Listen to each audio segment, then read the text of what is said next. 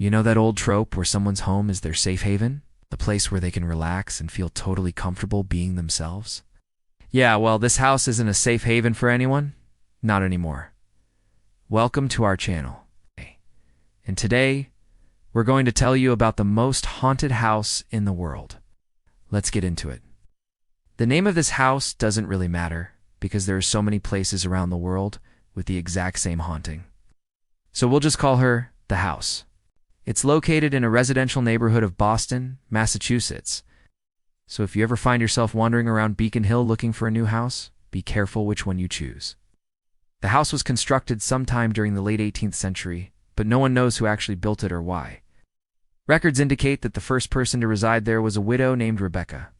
After her, the house had dozens of different owners, most of whom only stayed for a few years before selling it to someone else. Presumably because they couldn't take living there anymore. The house remained empty for decades until two businessmen bought it and divided it up into multiple apartments. Apparently they were trying to make a profit. And since the house was already abandoned and potentially haunted, they didn't have much to lose by doing whatever they wanted with it. But we're getting ahead of ourselves. In the early 1900s, there were 4 known residents of the house: Mrs. Palmer in apartment 3, Mr. Higgins in apartment 4, Miss Dane in apartment 5, and a Mrs. Hathaway in apartment 6. These people lived there between 1910 and 1912, and after that, the house once again became vacant and remained that way for over 30 years. It wasn't until 1946 when the next resident moved in. This time the residents were a couple, Helen and Walter. They were happy to have found such a large and cheap place to live. But they soon realized that the building's cheap rent came with an unexpected bonus. Walter would often hear scratching sounds in the walls and occasionally see shadows moving about in his peripheral vision. Occasionally, he would even hear whispers coming from the vents. Helen, on the other hand, claimed she never heard anything out of the ordinary and dismissed her husband's claims as auditory hallucinations brought on by his tinnitus.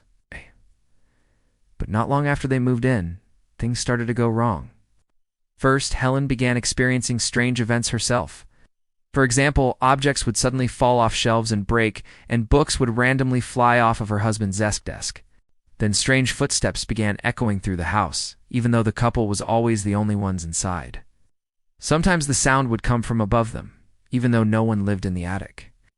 Other times, it would seem like someone was walking directly below their apartment.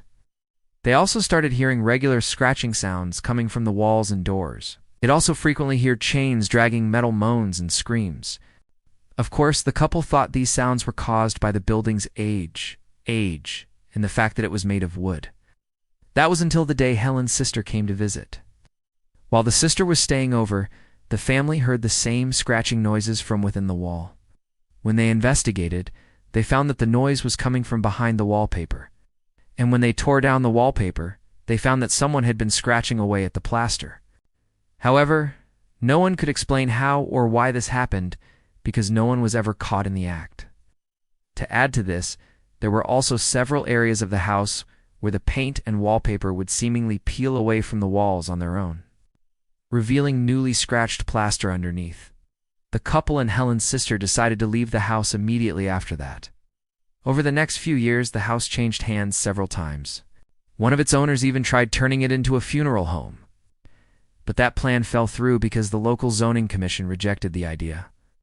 The house continued to sit empty until 1977, when it was purchased by a young couple, George and Kathy.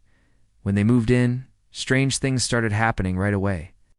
At first, it was just small things like lights flickering, mirrors falling off the walls, and heavy footsteps echoing through the house.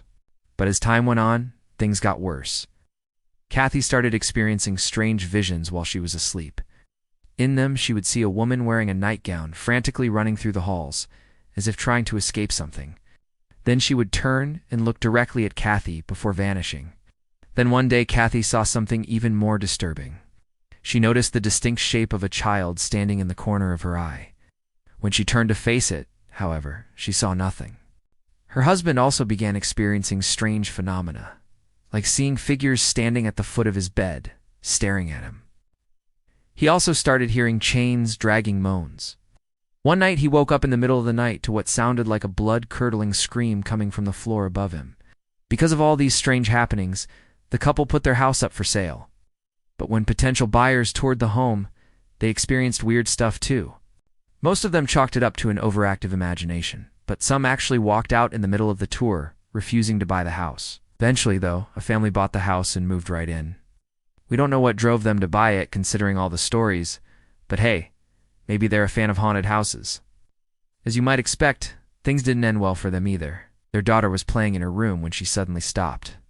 She told her parents that she had seen the ghost of a little girl wearing a Victorian nightgown standing in the corner of the room. From then on, whenever the little girl's ghost appeared, the house's energy would noticeably shift. Also, the girl was never alone. Her ghostly dog would appear alongside her, along with a man in a wheelchair. These apparitions weren't aggressive or malicious. They were simply sad and lonely. They occasionally interacted with the family, though, like when the father was reading the newspaper and the apparition of the little girl came up to him and placed her hand on his arm. Then she disappeared after giving him a wink. Not long after that, the family decided to sell the home. Since then, the house has changed hands several times, but the hauntings have remained constant. People have reported seeing the ghosts of the little girl and her dog, as well as hearing chains dragging moans and screams in the middle of the night. Some of the newer owners claim that the home's energy is actually quite pleasant and peaceful, despite the hauntings. We guess if you get used to it, anything's possible. Unfortunately, these stories are common in homes built before the 1950s. Many people claim that you can't really feel at ease in a house that old. There's always that nagging feeling that you're being watched or judged. Now, this house is actually still standing. And while we won't tell you exactly where it is, we will tell you that you can easily find it.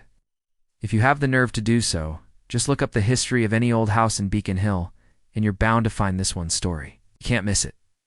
Do you think you could live in a haunted house? Or do you run screaming in the opposite direction? Let us know your thoughts on the matter in the comments below. And before you go, make sure to give this video a thumbs up. Thanks for watching.